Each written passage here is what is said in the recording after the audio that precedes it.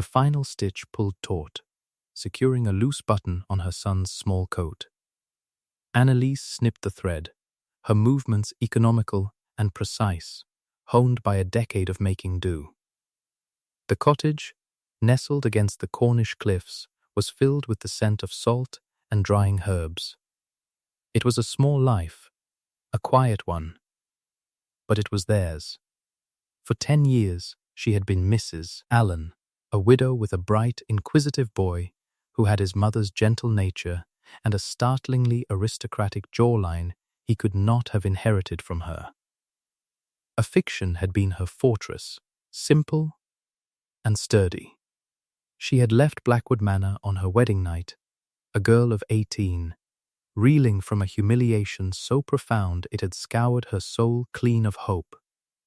The Duke, Alistair Beaumont, a man she had met only twice before the ceremony, had looked at her not with malice, but with a chilling, absolute indifference. His words had been quiet, delivered with the finality of a judge passing sentence. You will have a generous allowance. You will live wherever you wish, so long as it is not here. Do not write. Do not return. You are the Duchess of Blackwood in name only. That is all.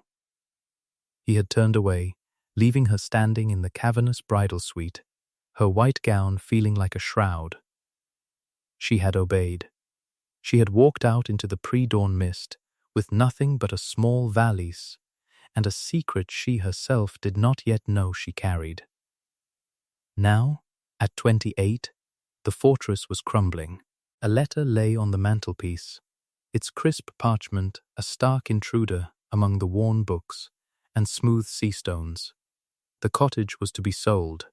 Their landlord, an amiable old captain, had passed away, and his heirs in London had no sentiment for a tenant widow. They had 2 months to vacate. The pittance of an allowance, sent quarterly by a solicitor who knew her only as Mrs. Allen, was enough for rent and bread, but not enough to secure a new home, not in a world that was growing more expensive by the day. Her son, Thomas, sat at the table, carefully carving a piece of driftwood into the shape of a seabird.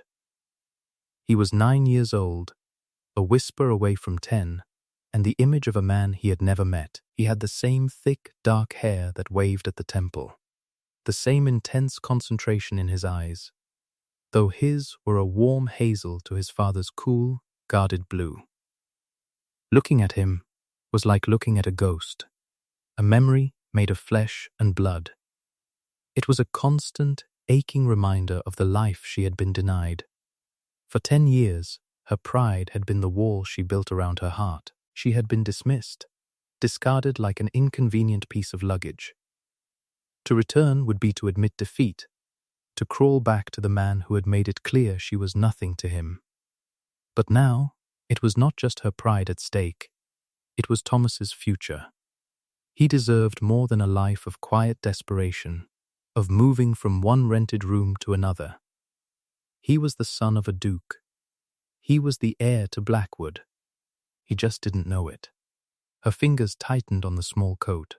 The decision settled over her, not with a rush of courage, but with the heavy, cold certainty of a winter tide. She had been sent away, but she had not been divorced.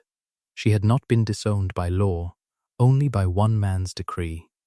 The name she had not used in a decade felt foreign on her tongue. Annalise Beaumont, Duchess of Blackwood.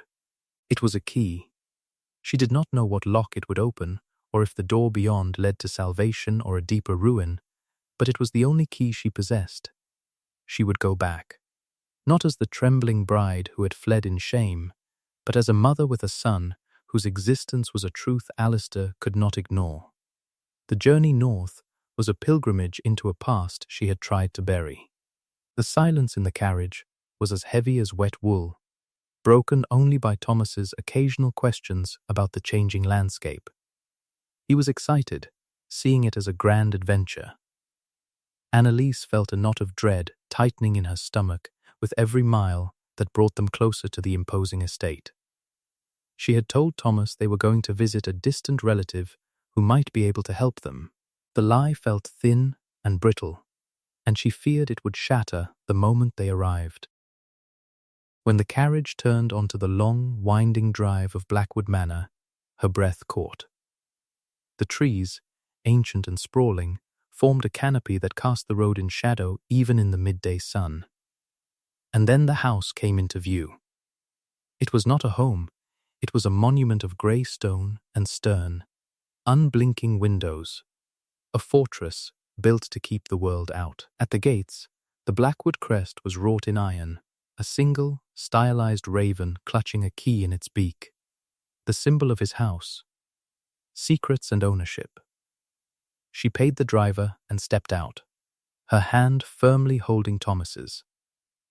He looked up at the vast facade, his eyes wide with a mixture of awe and intimidation. Annalise took a steadying breath and walked to the massive oak doors. The brass knocker was cold and heavy in her hand. The sound echoed in the sudden quiet, a sharp, metallic summons that seemed to challenge the house's profound silence. Minutes stretched into an eternity. She was about to knock again when the door creaked open. An elderly butler, a man she vaguely recognized as Mr. Finch, stood there, his expression one of polite inquiry that froze into utter disbelief. His eyes flickered from her face to the boy at her side, and a lifetime of disciplined composure vanished. He simply stared, his mouth slightly agape. "I am the Duchess of Blackwood," she said, her voice steadier than she felt. "I have come home." Finch seemed to age another decade in that moment. He recovered himself with a visible effort, bowing stiffly. "Your Grace," he murmured, his voice a dry rasp. We were not expecting you." "I am aware," she said, stepping over the threshold into the great hall. It was exactly as she remembered, a cavern of shadows and polished marble, cold and silent as a tomb. Suits of armor stood like sentinels along the walls, and a grand staircase swept upwards into the gloom. The air was still and smelled faintly of beeswax and old stone. Nothing had changed. It was a house preserved in amber, a place where time had stopped. "His Grace is in the library," Finch managed, his gaze still fixed on Thomas, who clung a little tighter to Annalise's hand. "Shall I announce you?" "No," she said. "I will announce myself."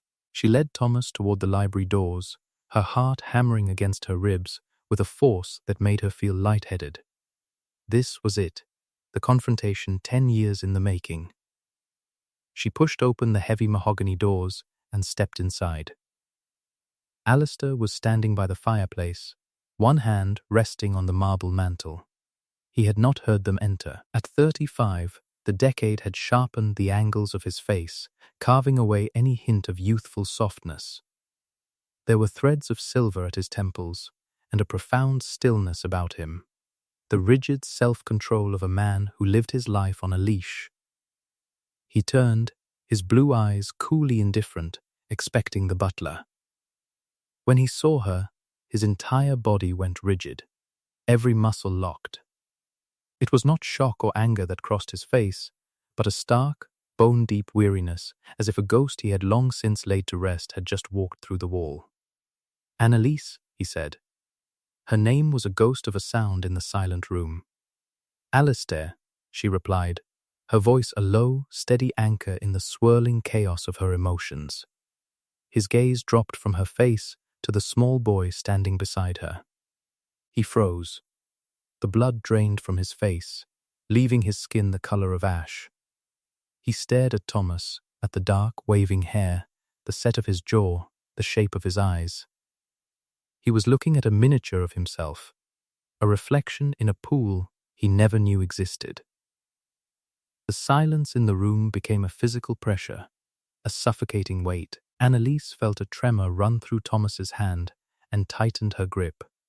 She would not let him be afraid. She had come here for him. She lifted her chin, meeting the Duke's stunned, uncomprehending gaze.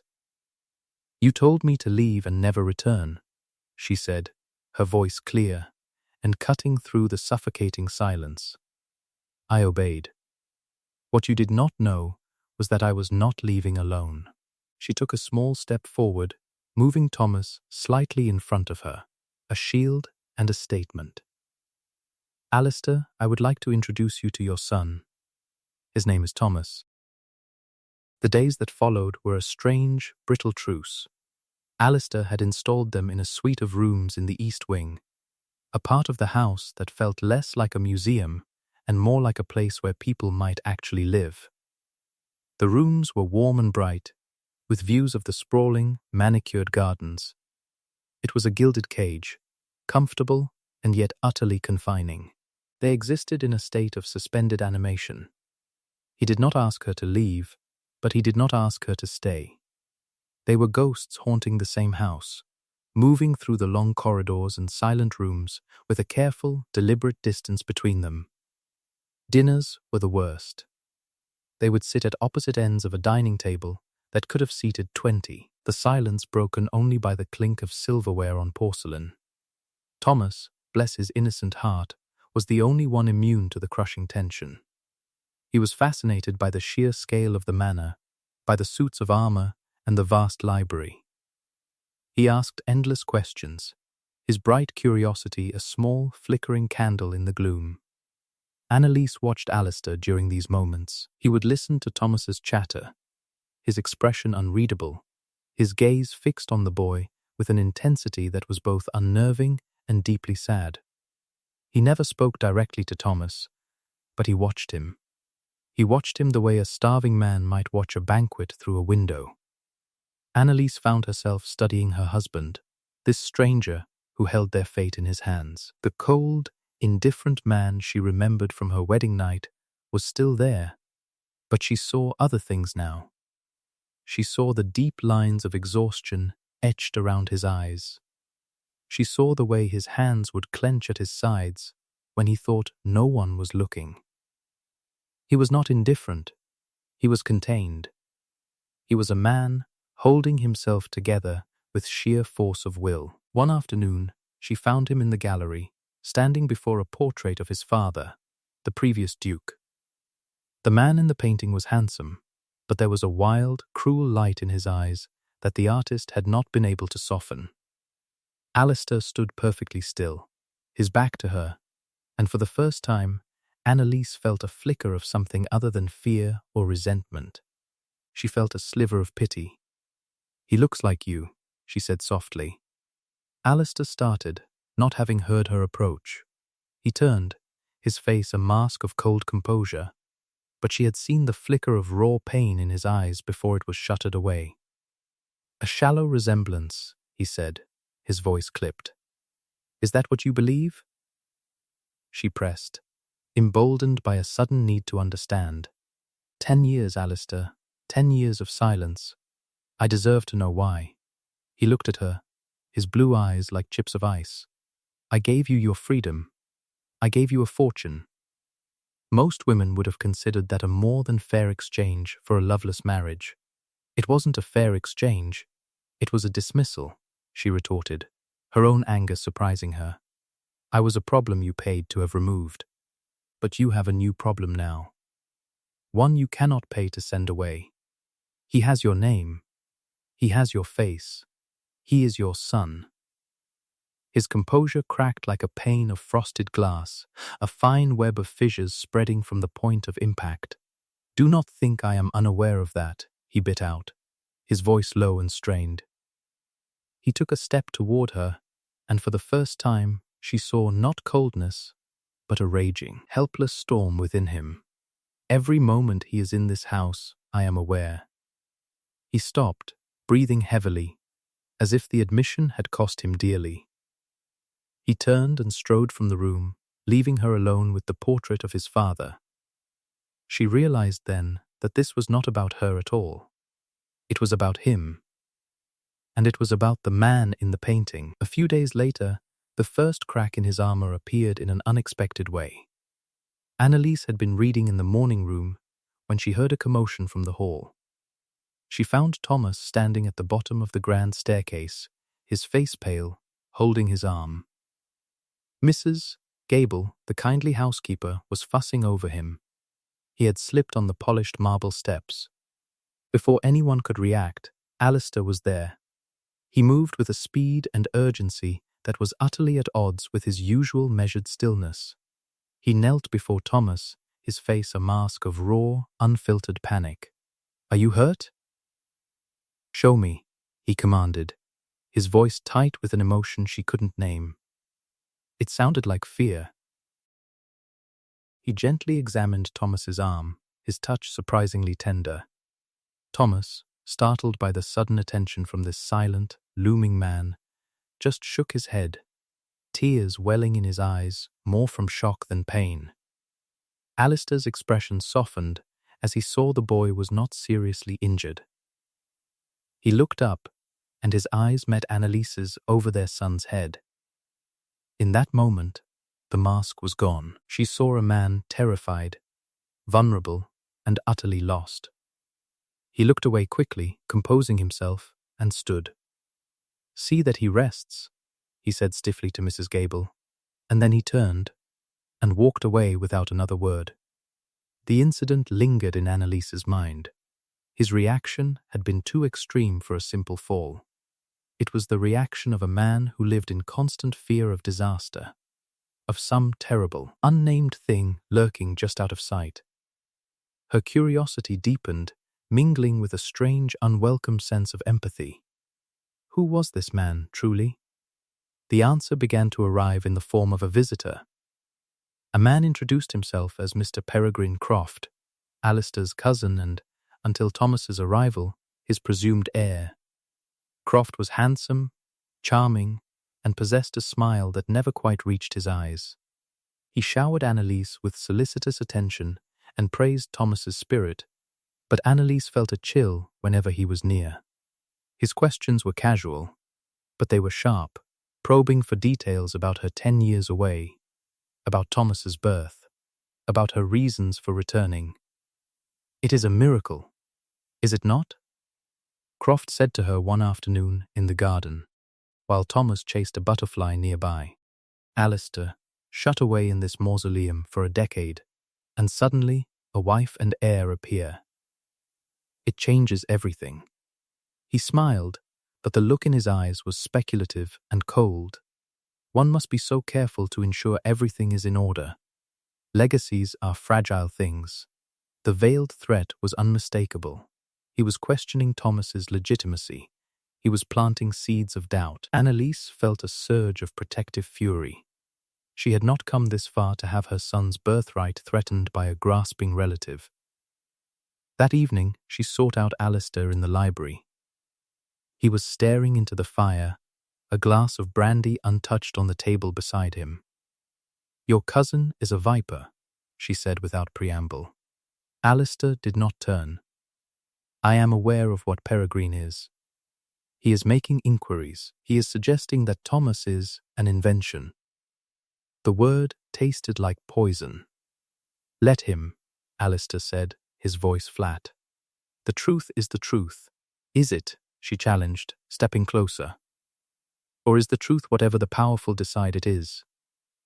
He sees you locked away in this house, a recluse. He sees a woman who was gone for 10 years. He will paint a picture that suits him, and people will believe it. You must do something." "There is nothing to be done," he said, his voice heavy with resignation. "There is everything to be done."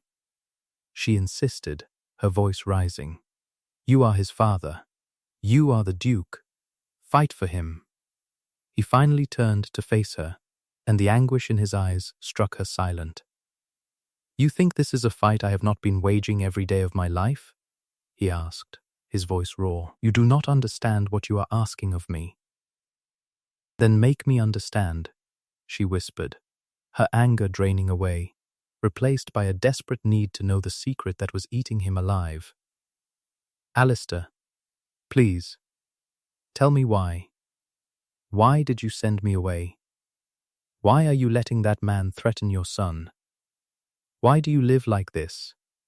A prisoner in your own home." He stared at her for a long moment, a silent, terrible war raging within him. The firelight cast flickering shadows across his face, making him seem both older and younger at once. He finally broke, the words spilling out of him in a torrent of long-suppressed pain. "My father," he began, his voice barely a whisper. "The man in the portrait, he was not just cruel. He was mad. It was a sickness of the mind, a darkness that grew in him until it consumed everything. He was charming to the world, but within these walls, he faltered, his gaze distant and haunted. He was a monster. He saw conspiracies in every shadow, betrayal in every kindness. His temper was a physical force. He destroyed my mother with his paranoia, wore her down until she simply faded away. Toward the end, he did not even recognize me. He saw an enemy." Annalise listened, her heart aching for the boy he must have been, living in the shadow of such a man. "The doctors called it a malady of the blood," Alistair continued, his voice hoarse. "Hereditary, they said it often skips a generation. But sometimes it does not. I watched him descend into that hell, and I saw myself in his eyes. I felt the same black moods, the same instinct to withdraw, to trust no one. I was terrified that the same poison was in my veins." He looked at her, and she finally understood. The coldness, the distance, the self-imposed prison, it was all fear. "When we were married," he said, his voice breaking, "I looked at you, so young and full of life, and all I could see was my mother. I saw what he would do to you, what I might do to you. I couldn't bear it. Sending you away was the cruelest thing I have ever done, but I did it because I believed it was the only way to protect you. From this house, from this title, from me." The confession hung in the air between them, devastating and absolute. He had not cast her out in anger or indifference. He had done it out of a twisted, terrified, self-hating love. He had exiled himself to save her. "And Thomas?" She breathed, the final piece clicking into place. "Your reaction when he fell?" "He is my son," Alistair said, a look of profound agony on his face. "He has my blood. How can I look at him and not live in mortal terror of the day the darkness might show itself in him? Or that my own darkness might touch him? I have stayed away from him in this house because I am trying to protect him, too." Annalise felt tears welling in her eyes. 10 years of bitterness and resentment dissolved in an instant, washed away by a wave of crushing empathy. He was not a monster. He was a man who had been so profoundly wounded that he had cut himself off from any hope of being healed. She reached out and, for the first time, touched him. She laid her hand on his arm. He flinched, but did not pull away. "You are not your father, Alistair," she said softly but with unshakable conviction. "In 10 years you have shown cruelty to only one person, yourself. A monster would not sacrifice his own happiness to protect others. A monster would not be terrified of hurting his own child. What you see as a curse, your self-control, your discipline, that is your strength.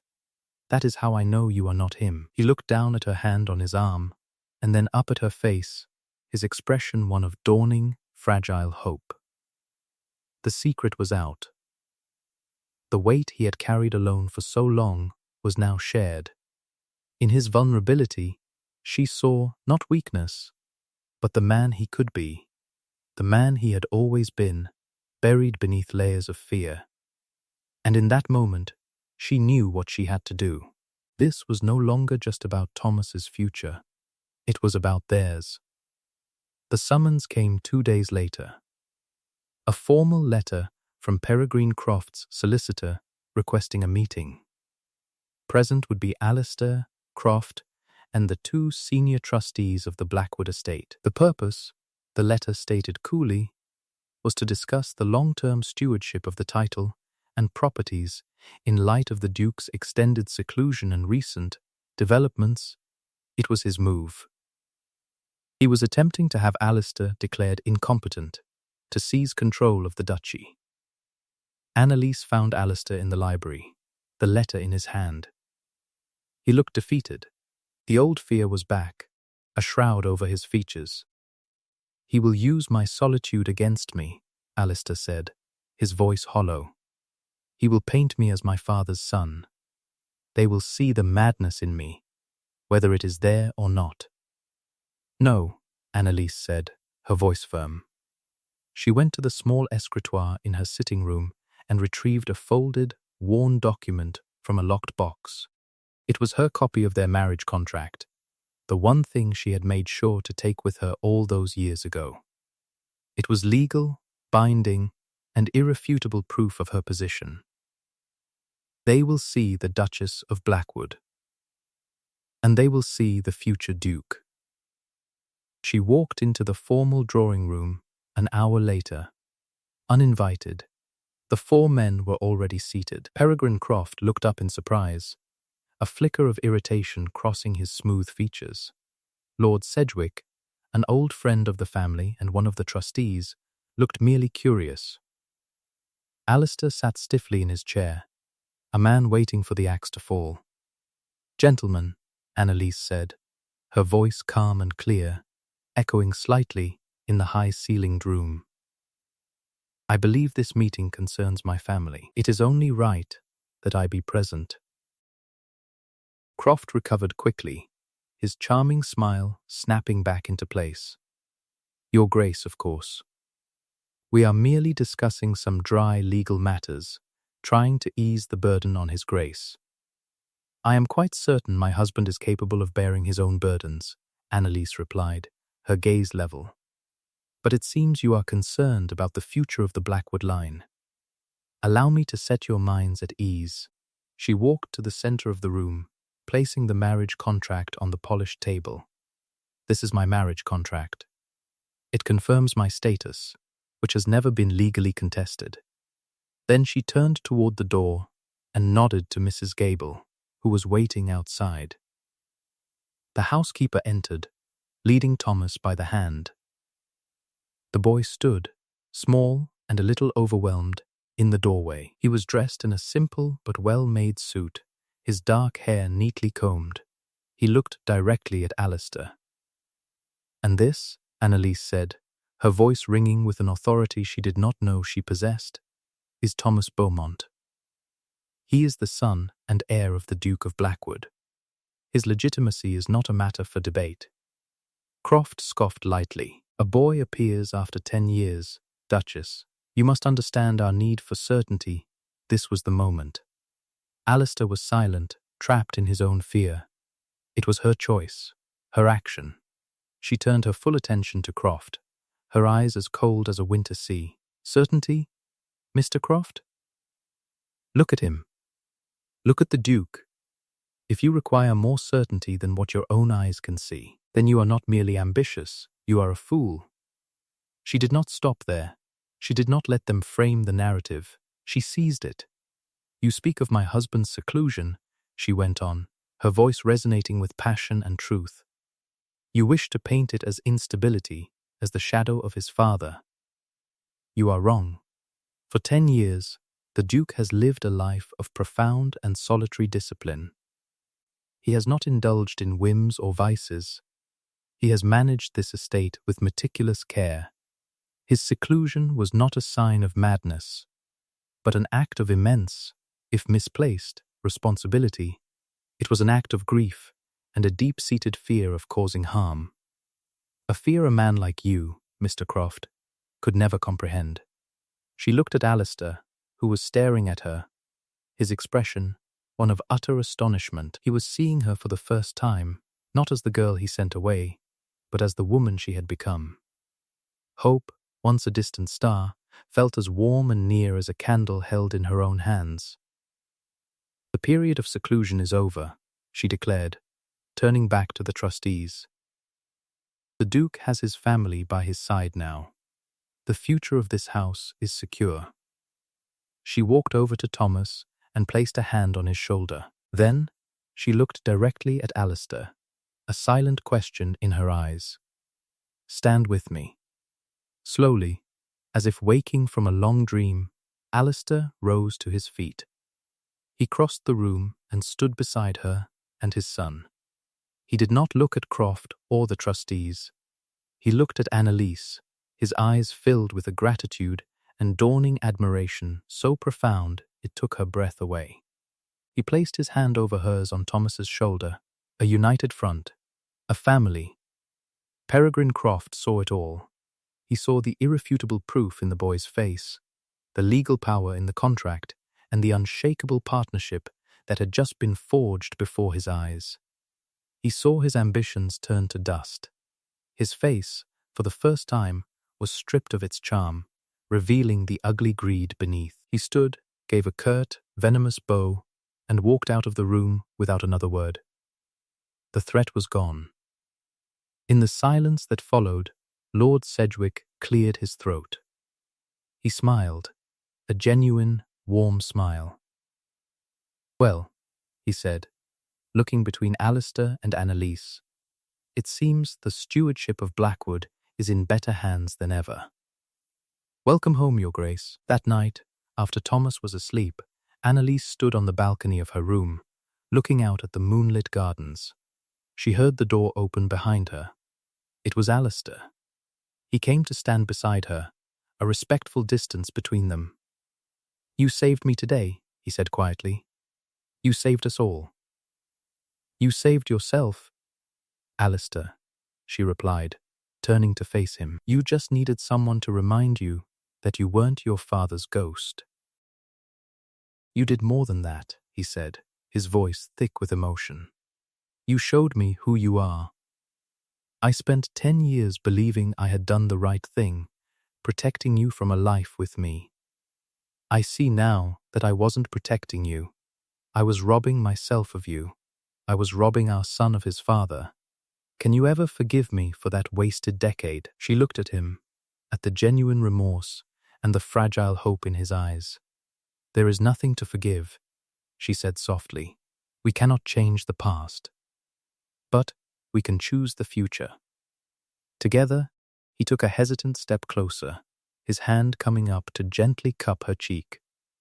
His touch was warm, tentative, as if he were touching something precious he feared he might break. "Annalise," he whispered her name, and this time it was not a ghost of a sound, but a prayer. He leaned in and kissed her. It was not a kiss of passion, but of homecoming. It was a kiss of gratitude, of promise, of a new beginning built on the ashes of an old sorrow. It was the closing of a chapter 10 years long, and the opening of another. 2 years later, the great hall of Blackwood Manor was filled with sunlight. The heavy velvet curtains had been drawn back, and the suits of armor now seemed to guard a home rather than a tomb. The sound of a boy's laughter echoed from the gardens, where Thomas, now a confident 12-year-old, was learning archery from his father. Annalise stood by the window, watching them. Alistair was a different man. The profound stillness had been replaced by a quiet contentment. He smiled easily now, especially when he looked at his son or at her. The shadows had not vanished entirely. Some griefs are etched too deep, but they no longer ruled him. He was present, he was engaged, he was free. Their life was not one of grand romance, but of quiet partnership and deepening affection. They talked for hours in the library, sharing the stories of their lost decade, slowly, carefully weaving 2 separate lives into one. He had come to cherish her strength and wisdom, and she, in turn, had found the kind, honorable man who had been hiding behind a wall of fear. She felt a hand on her waist and turned to see Alistair had come inside. He followed her gaze out to the garden, where Thomas had just managed to hit the outer ring of the target and was cheering in triumph. "He has your determination," Alistair said, his voice warm with pride. "And your aim, apparently," she countered with a small smile. He turned her to face him, his expression serious. "I have never properly thanked you, Annalise. Not just for that day, but for every day. You walked back into my life and showed me what it could be. You brought the light back to this house. We did that together, she insisted. Worth was not something granted by a title or a husband, it was something you claimed for yourself. She had learned that in her small cottage by the sea, and she had proven it in this grand, imposing manner. He pulled her close, his arms wrapping around her in a gesture that was now familiar and comforting. She rested her head against his chest, listening to the steady beat of his heart. Outside, on the great iron gates, the Blackwood raven still clutched its key. For a decade, she had seen it as a symbol of secrets kept, of a door locked against her. But now, she understood. The key did not lock something away. It opened it. It had been waiting all along for the right hand to turn it.